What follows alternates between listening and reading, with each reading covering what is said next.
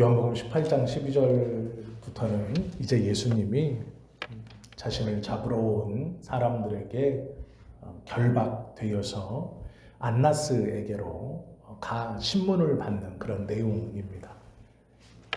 이 신문의 상황을 굉장히 짧고 또 구체하게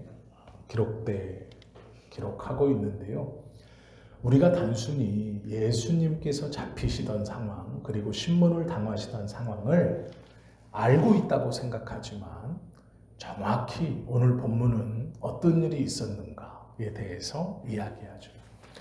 예수님을 잡으러 온 사람들은 그냥 그렇게 몇몇이 와서 예수님을 몰래 끌고 가려고 했던 것이 아닙니다.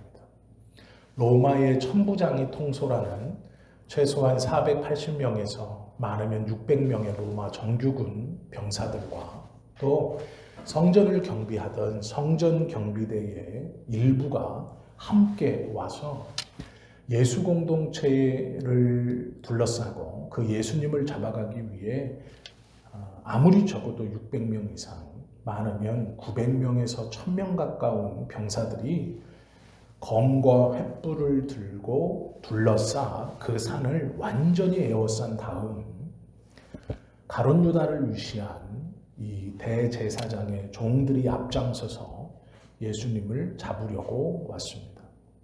예수님께서는 한 가지 조건을 내겁니다. 너희가 누구를 찾으려고 왔느냐? 나사렛 예수라.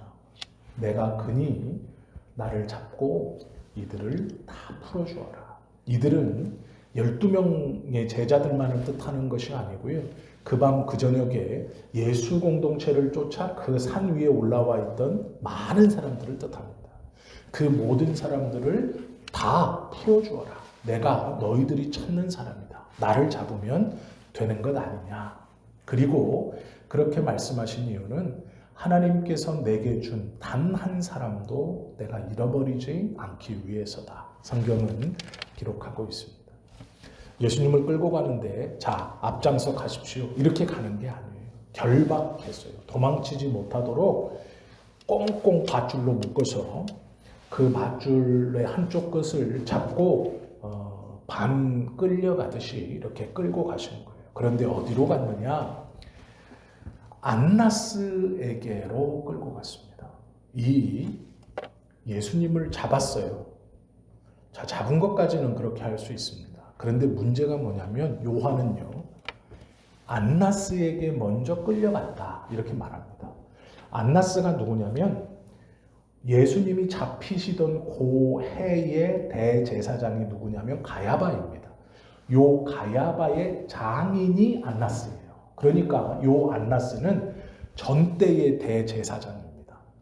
이 안나스가 정확히 어떤 사람이냐면 예수님이 태어나시고 6살 때 주후 6년에 대제사장으로 임명되어서 주후 15년까지 대제사장의 역할을 했어요. 그러니까 예수님이 6살쯤에 대제사장에 임명되어서 15살쯤, 15년쯤까지는 요 안나스가 대제사장이었어요.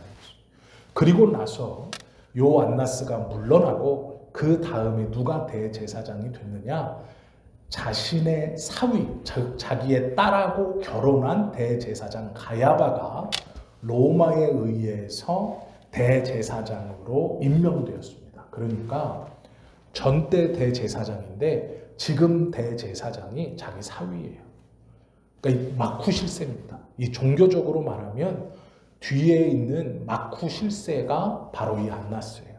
그래서 잡아다가 가야바한테 먼저 가는 게 아니라 마쿠의 실세인 그 전때 대제사장 안나스에게 데려가는 거예요. 요한이 이걸 왜 기록하고 있냐면 불법이다 이 말을 하고 싶은 거예요. 예수님을 어떠한 죄명도 없이 잡는 것도 불법이고 그 불법적인 행위로 잡은 예수님을 안나스에게 데려가 신문받게 하는 것도 불법이다. 지금 이렇게 말하고 싶은 겁니다. 요 안나스가 얼마나 힘이 좋냐면 자신의 사위가 그 해의 대제사장 가야바잖아요. 요 안나스의 아들들이 가야바의 뒤를 이어서 대제사장을 이렇게 연결받습니다. 그러니까 종교적으로 말하면 대제사장 가문에 지금 살아있는 최고의 실세입니다. 이 안나스가 예수님을 시험합니다. 근데 요한은 본문을 보시면 요 안나스의 집으로 끌려갈 때 예수님을 따르던 모든 사람들이 도망갑니다. 그러지 않겠습니까? 600명의 군인들이 창을 들고 둘러싸고 있고 이렇게 탁 지켜보고 있는 거예요. 예수님께서 내가 순순히 잡힐 테니까 이 사람을 다 놓아줘라. 그렇게 해서 다 떠났습니다. 예수님의 12명의 제자들 중에 10명이 다 떠났어요. 가룟 유다는 이미 갔고 나머지 11명 중에 9명이 다 도망쳤습니다. 그런데 두 사람이 따라가요. 누가 따라가느냐? 베드로와 또 다른 제자 한 사람이라고 15절에 기록되어 있어요. 수많은 신학자들이 이 한 사람이 누구냐라고 논의를 했습니다. 그런데 누구일까요? 요한복음을 기록하고 있는 세베대의 아들 요한이에요. 이 요한이에요. 베드로하고 요한은 떠나지 않고 예수님을 앞송해서 안나스의 집으로 들어가는 그곳에 요한과 베드로가 따라 들어갑니다. 그런데 문제는 베드로는 문 밖에 있어요. 그리고 이 또 다른 제자 요한이 대제사장 안나스의 집 안까지 들어갑니다. 그래서 뭐라고 말하냐면 요 요한이 대제사장하고 친밀한 사이예요. 그러니까 잘 알아요. 그래서 이 요한이 어떻게 하느냐? 요 재판받는 자리에 베드로를 문 밖에 세워두고 자신은 먼저 들어가서 대제사장하고 어떤 얘기를 한 다음에 그 대제사장의 집에서 일하는 여종에게 여종을 불러서 너 저기 문 밖에 가면 베드로라고 하는 사람이 서 있는데 그 사람을 이 안으로 데리고 와라 이렇게 말합니다. 그러니까 베드로 혼자 들어가고 나오고 하는 게 아니에요. 그러자 이 여종이 베드로를 데리러 문 앞까지 왔어요. 딱 보니까 베드로가 서 있어요. 그때 이 여종이 말하는 거예요. 뭐라고 말해요? 내가 보니까 당신도 저 끌려온 예수님과 한패 아닙니까? 그의 제자 아닙니까? 이렇게 말해요. 그러니까 베드로가 뭐라고 그러냐면 아니다 이렇게 해버려요. 그리고 여종이 들어오라고 하십니다. 당신도 제자 아닙니까? 아니다. 그리고 집 안으로 들어가는 거예요. 그리고 나서 요 베드로에서 갑자기 주인공이 싹 바뀌어요. 누구로 바뀌냐면 예수님으로 바뀝니다. 그래서 안나스가 꽁꽁 묶여있는 예수님에게 질문을 해요. 두 가지를 질문합니다. 첫 번째는 너의 제자들이 누구냐? 라는 것과 두 번째는 내가 무엇을 가르쳤느냐? 이렇게 물어요. 질문이 두 가지입니다. 안나스가 이 19절 보시면 대제사장이 예수에게 그의 제자들과 그의 교훈에 대하여 물으니 즉 너의 제자가 누구냐? 첫째. 두 번째, 내가 무엇을 가르쳤느냐? 이렇게 안나스가 꾸짖듯이 묻는 거예요. 너의 제자들은 누구냐? 너는 무엇을 가르치느냐? 이렇게 물어요. 보통 죄인들이요, 이렇게 종교재판에 끌려오면 주눅이 듭니다. 이거는 유대교 사회에서 이제 끝났다는 얘기예요. 대제사장이 무죄를 줄 것 같으면 이렇게 꽁꽁 묶어서 로마 군인들까지 동원해서 성전 지키던 성전 경비병들도 동원해서 끌고 오지 않아요. 이건 이제 끝장이 난 거예요. 그러면 보통의 죄인들은요, 주눅이 들어요. 그런데 예수님이 뭐라 그러냐면 내가 드러내놓고 세상에 대하여 말하였느니라. 나는 은밀히 말한 적이 없다.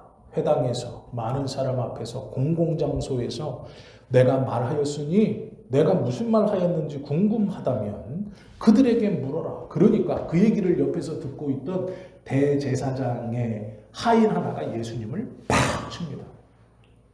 그리고 뭐라고 해요?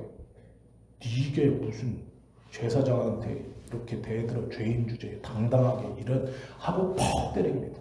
그러니까 예수님이 내가 잘못 말하였다면 뭘 잘못했는지 말해야지 왜 때리느냐 이렇게 오히려 더 윽박지르듯이 소리 지릅니다.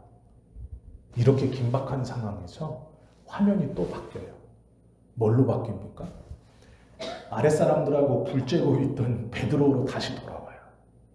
그래서 옆에 있던 다른 사람이 베드로를 탁 보고, 야, 너 그때 같이 있었잖아. 잡히지, 그 산에 너 같이 있었잖아. 그런데 이렇게 같이 있었잖아 한 사람이 누구냐면, 예수님이 잡히실 때 베드로가 흥분해서 칼을 빼가지고 대제사장의 종 말고의 귀를 쳐서 떨어뜨립니다. 쳐서 잘라버려요. 그런데 놀랍게도 너 같이 있었잖아 했던 사람이 요 말고의 친척이에요. 그러니까 그날 저녁, 잡히시던 날 저녁 그 자리에 같이 있었어요. 그 뒤에. 그리고 자신의 친척을 칼 빼서 귀를 떨어뜨리는 베드로를 본 거예요. 그러니 이 사람은 못 알아볼 리가 없죠. 베드로를 여종은 못 알아볼 수 있어요. 그래서 여종이니까 아니다 하고 무시하고 들어와 버렸어요.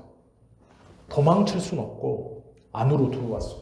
그래서 불쬐고 있는데 예수님이 지금 안나스가 예수님에게 신문을 해요. 뭐라고 신문하냐면 제자들이 누군지 대라. 네가 뭘 가리켰는지 대라. 이러고 있으니까 예수님이 뭐라고 대답하니까 옆에 있던 종이 예수님을 팍 때려요. 그 예수님이 내가 무슨 말을 잘못했느냐? 내가 말을 잘못했다면 무엇을 잘못했는지 말을 해야지 왜 때리느냐? 이러고 있는데 옆에 있던 하인이 야, 너도 예수님 저기잖아. 그런데 그 사람의 정체가 칼로 쳐 귀를 떨어뜨렸던 그 말고의 친척이에요. 그 자리에 같이 있습니다. 이거는 더 이상 부인할 수가 없죠. 여종처럼 무시할 수 없어요. 그랬는데 베드로가 뭐라 그럽니까? 아니다 라고 얘기해요. 아니다. 25절. 시몬 베드로가 서서 불을 쬐더니 사람들이 묻되 너도 그 제자 중 하나가 아니냐? 위에서 안나스가 뭐라 그랬냐? 너희 제자가 누구냐 대라. 이렇게 말했단 말이에요.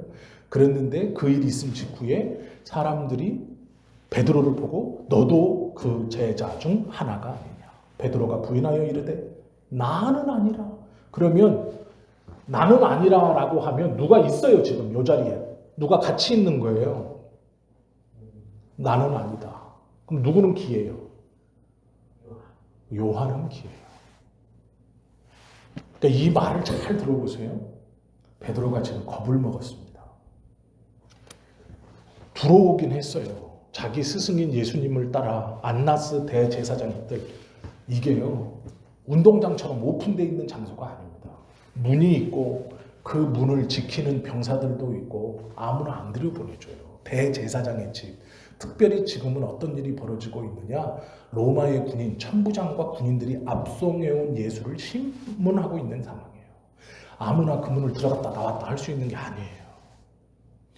신분을 확인하고 출입이 허가된 사람만 들어오는 거예요. 들어왔습니다. 추워요. 아랫사람들이 모여서 모닥불 피워놓고 불 쬐고 있으니까 베드로가 거기서 이렇게 있어요. 옆에 요한도 서서 예수님이 신문당하는 걸 지금 듣고 있는 거예요. 베드로는요, 불을 쬐면서 어떻게 신문당하는지를 듣고 있는 거예요. 그런데 안나스가 뭐라고 물어봐요? 제자가 누구냐? 무엇을 가르쳤느냐? 그런데 예수님이요, 제자에 대해서는 말하지 않아요. 무엇을 말하느냐? 내가 어떻게 가르쳤는지 공공연하게 가르쳤으니 들은 사람들한테 물어봐라. 그리고 한 대 맞았어요. 그걸 베드로가 보고 있는데 여러 그 모닥불을 쬐고 있던 여러 사람이 너도 저 예수의 제자다 이러고 있는 거예요. 그런데 그 중에 한 사람이 누구냐? 말고의 친척이에요. 이거는 빠져나갈 수가 없어요. 그러니 베드로가 뭐라고 하냐? 나는 아니다. 나는 아니다. 나는 아니면 누구는 기예요? 얘는 기예요. 근데 나는 아니에요. 26절 대제사장의 종 하나는 베드로에게 귀를 잘린 사람의 친척이라. 이르되 내가 그 사람과 함께 동산에 있는 것을 내가 보지 아니하였느냐. 내가 봤다. 네가 그날 저녁 저 예수가 잡히는 그날 저녁 함께 있었던 걸 내가 봤다. 너한테 귀 잘린 사람이 내 친척이야. 내가 너를 모를 리가 있느냐라고 말하는 거예요. 지금 이 예수님의 신문의 현장이 우리가 그냥 그냥 안다라고 생각했던 그 상황과는 많이 달라요. 요한은 이미 대제사장과 친밀한 안면이 있는 사람 상태이고 그 요한이 먼저 들어가서 베드로를 불러들입니다. 그리고 베드로가 들어오면서 계집종한테 한번 아니다라고 하고 들어오고 요 아니다라고 들어와 불을 쬐는 사이에 안나스가 예수님을 신문하는데 두 가지를 질문합니다. 제자가 누구냐? 무엇을 가르쳤느냐? 그리고 예수님께서 내가 공공연하게 가르쳤으니 들은 사람에게 물어라. 옆에 있던 대제사장의 종이 예수님을 때립니다. 왜 때리냐면 건방지게 이렇게 대답을 해. 우리 대제사장님이 질문하는데 네가 이렇게 대답을 해? 용서해달라고 싹싹 빌어도 모자라. 이런 의미예요. 그때 모닥불을 쬐고 있던 사람들이 베드로에게 너도 예수님의 제자다 하니 나는 아니다. 지금 상황이 이렇습니다. 그렇게 끝나느냐? 이에 베드로가 또 한 번 아니다 라고 말할 때 닭이 울었다 라고 말해요. 마태복음에 보면 이 닭이 울매 베드로가 예수님이 한 말이 생각나서 심히 통곡하니라 이렇게 기록되어 있어요.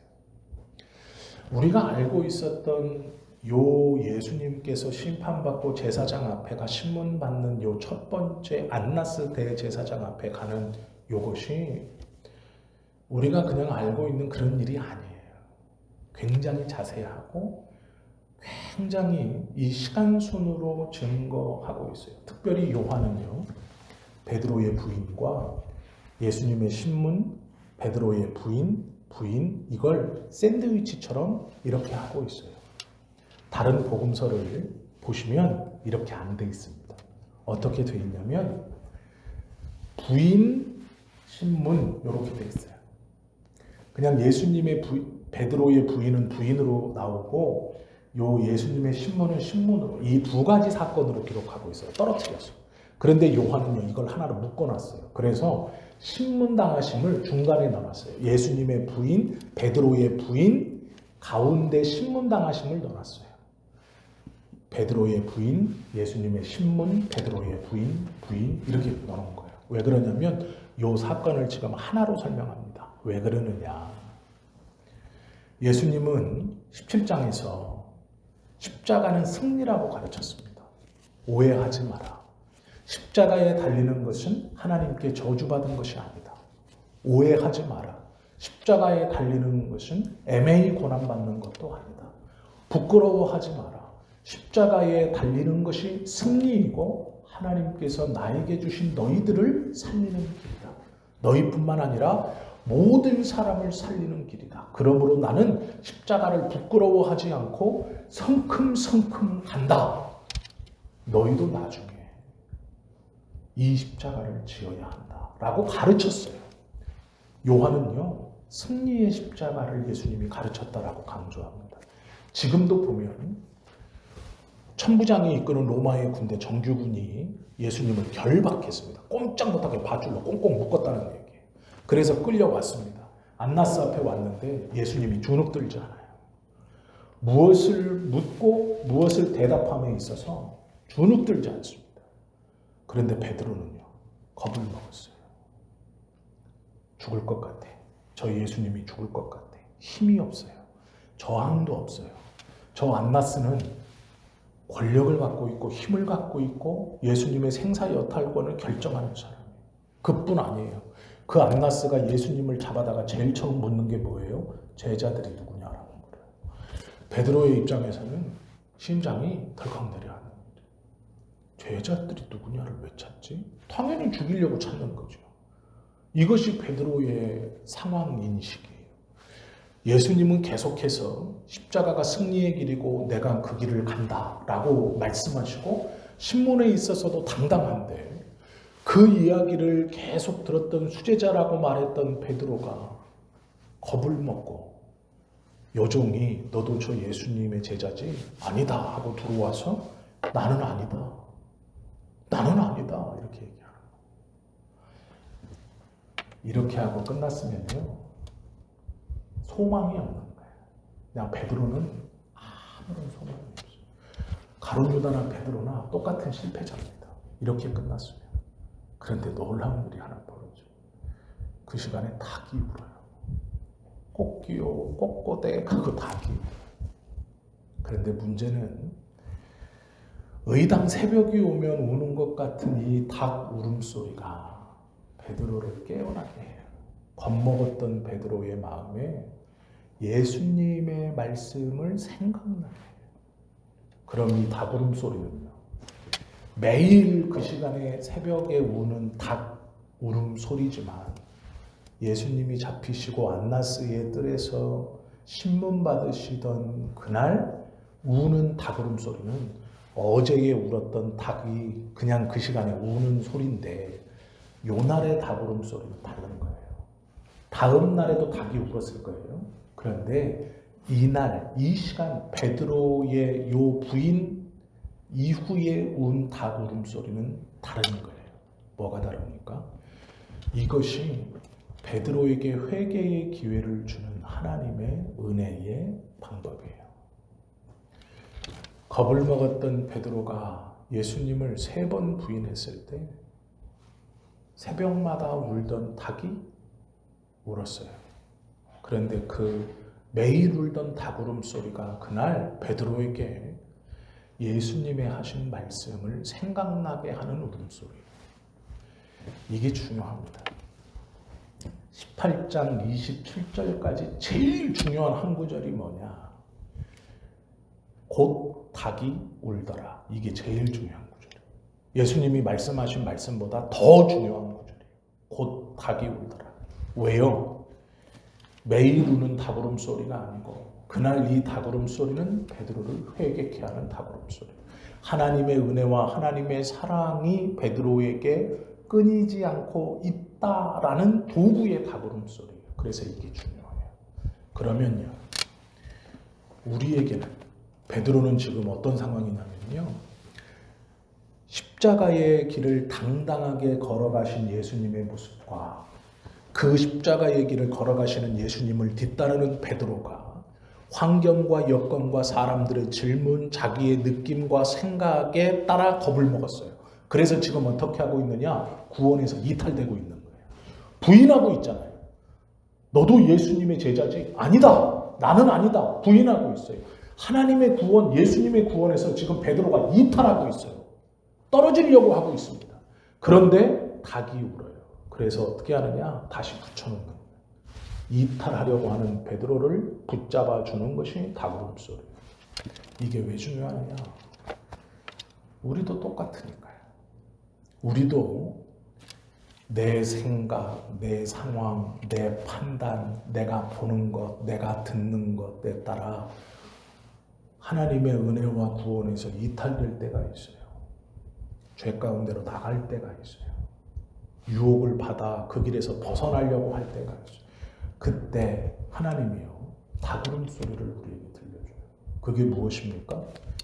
때로는 육체의 질병, 인간관계에 틀어진 경제적인 어려움일 수 있어요. 우리가 구원의 길에서 이탈되려고 할 때 우리의 생각이나 내 느낌이나 내가 보는 것이나 내가 듣는 것이 내 마음을 불안케 하고 두렵게 하고 내 마음을 혼란스럽게 해서 하나님의 믿음과 구원의 은혜에서 이탈되려고 할 때 베드로에게 들려주신 이 닭 울음소리처럼 우리들에게도 닭 울음소리가 있어요. 그것이 때로는 가난으로 오기도 해요. 그것이 때로는 육체의 질병이라는 울음소리로 우리에게 오기도 해요. 관계의 틀어짐이라는 울음소리로 우리에게 들려주기도 해요. 매일 울었던 닭 울음소리고 자주 들었던 닭 울음소리. 그러나 이날 베드로에게 들려진 닭 울음소리는 자신을 하나님의 예수님의 말씀을 깨닫고 자기를 돌아오게 하는, 통곡하게 하는, 회개하게 하는 닭 울음소리. 그리고 돌아와 구원에서 이탈하지 않고 붙어 있을 수 있다라는 거예요.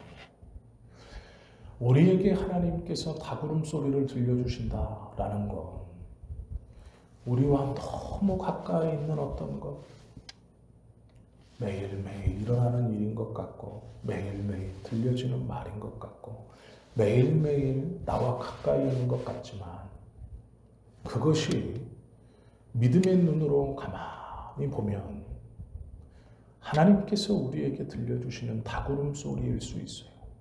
질병일지 모르고 경제적인 잠시의 빈곤일지 모르고 관계의 틀어짐일지 모르고 마음의 시험과 번민일지 모르지만 그것을 베드로에게 들려졌던 닭울음 소리로 듣는 자는 회개하고 돌아오는 거예요. 구원에서 이탈되지 않고 그 방향을 바꿀 수 있는 거예요. 그때 하나님의 은혜를 그 울음소리를 통해서 듣고 깨닫는 거예요. 나에게 잠시 온 가난과 육체적인 약함, 관계의 틀어짐, 그걸 무엇인지 구별도 못하고 하나님 이것만을 해결해 주십시오라고 하는 게 아니라 이게 왜 나에게 올까? 왜 지금 나에게 들려질까? 내가 왜 돌아가야 하는 무엇이 나에게 있는 것은 아닐까? 라는 것을 돌아보게 하고 통곡하게 하고 회개하게 하는 것을 깨달은 사람은 그 울음소리가요. 그냥 들려지는 게 아니라 회개케 하시는 하나님의 은혜의 닭 울음소리. 베드로는 이 닭 울음소리를 듣고 나가 예수님의 말씀이 생각나 깨닫고 통곡해요. 우리에게도 똑같은 닭 울음소리가 어쩌면 매일 크게 들리고 있을지도 모릅니다. 하나님 나는 왜 가난한가요? 그것만을 생각하지 마세요. 하나님 나는 왜 육신의 연약함이 있나요? 그것만을 보지 마세요. 하나님 나는 왜 내 기도는 안 들어주시나요? 왜 저 사람은 여전히 밉고 내 마음이 바뀌지 않나요? 왜 하나님 나는 그것만을 보지 마세요. 내가 하나님 앞에 무엇을 회개하고 이것이 하나님이 나에게 들려주시는 닭 울음소리라는 거예요. 그러면 울음소리가 들려서 문제입니다 라고 하면 안 되고 이게 왜 들리는가? 왜 들리게 하시는가를 고민해 봐야 돼요. 베드로는 그 닭 울음소리가 들렸을 때 예수님의 말씀이 생각나 통곡했다라고 성경은 말해요. 회개했다라는 말이에요. 첫 닭 울기 전에 네가 나를 3번 부인하리라. 그 말이 생각나는 거예요. 닭 울음소리가 날 때 예수님 앞에 자신했던 그 교만이 말했던 다 떠나도 나는 안 떠나고 십자가는 절대 질 수 없고 어디를 가든지 내가 같이 가겠다는 그 자신했던 그 교만함. 예수님의 말씀을 듣고 몇 번씩 강조하고 가르쳐주고 있음에도 자신의 생각에 빠져가지고 예수님이 왕이 되면 이제 내가 높은 자리에 앉겠다는 그것에 빠져서 약해지지 마세요. 예수님은 왕이 될 겁니다. 그게 내 바람이에요. 그게 갈릴리라는 가난한 동네에 물고기 잡으면서 연명하던 내가 주님을 따르는 유일한 소망이고 가장 강력한 동기예요. 이제 열매 맺을 것 같은데 며칠 전에 저 많은 사람들이 예수님 예루살렘 성 들어올 때 그렇게 환호하는 거 보셔놓고 그거 경험해놓고 이제 예수님이 하나님의 뜻이다라고 하면 높은 사람이 되고 갈릴리 빈민이었던 내가 인생 역전하는 것이 예수님을 쫓아다니는 그 여러 이유 중 가장 큰 이유 하나인데 이제 그게 열매 맺을 것 같은데 딱 꺾어서 탁 가지면 될 것 같은데 십자가를 지고 죽겠다니요. 왜 그게 영광이라고 자꾸 가르쳐요. 왜 그것을 향해 간다라고 가르쳐요. 그러면 안 돼요. 그럴 수 없어요 라고 했던 게 무엇인지 알게 됐다는 거예요. 우리에게 하나님의 닭 울음소리가 들리는 것이 감사한 겁니다. 기회를 주신 거예요. 구원에서 이탈되고 있는데 닭 울음소리가 없어요. 아무 일도 일어나지 않아요. 내가 기도하지 않고 하나님의 뜻을 구하지 않고 주님의 은혜를 묵상하지도 않고 어떠한 도움, 어떠한 구함도 없이 매일매일 살아가는데 내 마음은 이미 식어서 구원의 기쁨도 말씀에 대한 도전도 없이 그냥 살아가는데 아무 일도 일어나지 않는다. 그것이 비극이에요. 괴롭게 하고 마음 쓰게 하고 아프게 하는 어쩌면 육신의 질병, 가난의 모습, 관계의 틀어짐, 교회의 어떠한 것이 내 가까이 있다면 그것이 어쩌면 하나님께서 회개케 하시는 다구름소리일 수 있어요. 들리는 게 감사한 겁니다. 그것이 일어날 때 이 들리는 걸 해결해 달라고 기도하는 것보다 왜 들리게 하실까를 먼저 돌아봐야 돼요. 예수님께서 말씀을 통해 하나님께서 성경의 말씀을 통해 우리에게 말씀하시나요? 다시 내가 회개하고 돌아가야 하는 믿음의 모습, 신앙, 변해버린 마음, 식어버린 마음은 무엇인가 생각해 볼 수 있어야 한다라는 거예요. 그리고 돌아와야 합니다. 그것이 다구름 소리를 들려주시는 하나님의 마음에 기회를 다시 주신다는 의미입니다. 27절에 보시면 이에 베드로가 또 부인하니 곧 닭이 울더라. 이 말씀이 그래서 귀하고 복된 말씀입니다. 이 다구름 소리가 우리에게도 들려져야 돼요. 그리고 들려지는 것이 은혜입니다. 만약에 이러한 것이 있다면 하나님께서 은혜의 기회를 주시고 있는 거예요.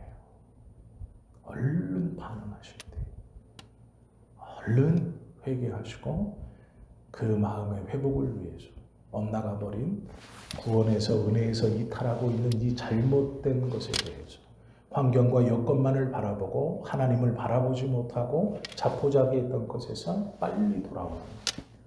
그래야 하나님 은혜 아래, 구원 아래 온전히 붙어 있을 수 있다라는 것이죠. 그럴 때 우리들의 삶이 하나님의 은혜 아래 온전히 걸어가실 수 있을 거예요. 바라고 원하기는 민감하게 반응하셔서 다구름 소리 자체를 해결해 달라고 기도하는 게 아니라 이게 왜 들려질까? 왜 들려지게 하실까? 라는 것까지 한 발 더 나아가 깊이 묵상하고 하나님이 원하시는 기도를 통해 다시 은혜의 자리로 돌아오는 저와 여러분 되시기를 예수님의 이름으로 축원합니다. 기도드립니다.